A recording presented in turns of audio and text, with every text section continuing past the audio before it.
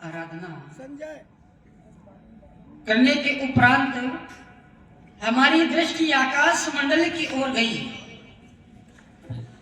तो भैया इस दृष्टि में एक दृश्य आ गया। इस आकाश मंडल में रजनीपति चंद्रमा को देख करके ऐसा लगता है कि जैसे मानो ये सीता के मुख के समान है।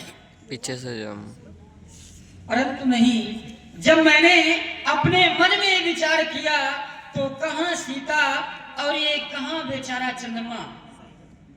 क्योंकि सीता का जन्म, अरे जानकी का जन्म तो हल के अग्रभाग से हुआ है और इस चंद्रमा का जन्म समुद्र के खारे पानी से हुआ है। सीता का भाई मंगल है और चंद्रमा का भाई विश्व है। विचार करो, क्या मंगल और विश्व ये दोनों आपस में कभी मिल सकते हैं?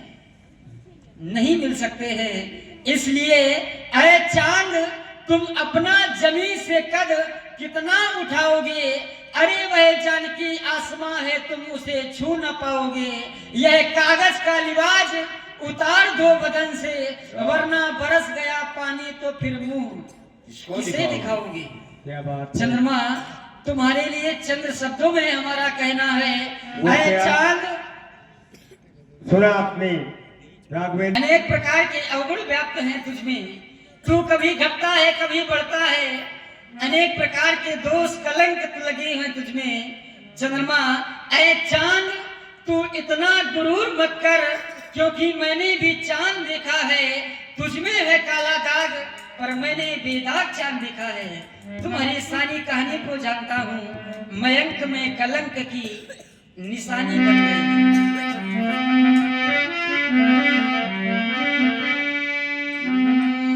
मयंक में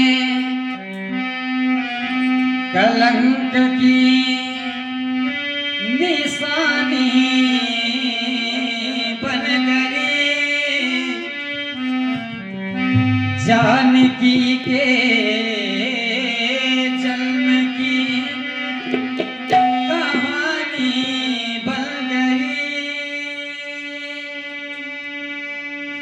ये जानकी गुण खान वेद की वाणी बन गई।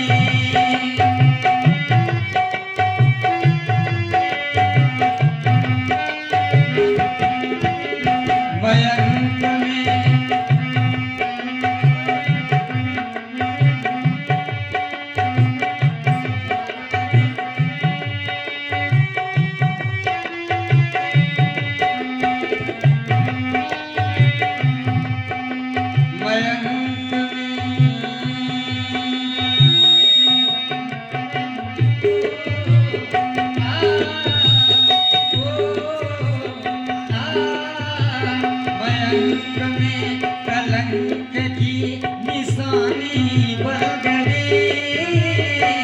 जानकी के जन्म की कहानी बन गई। ये जानकी गुण खान वेद की वाणी बन गई। ये जानकी गुण खान वेद की वाणी बन गई।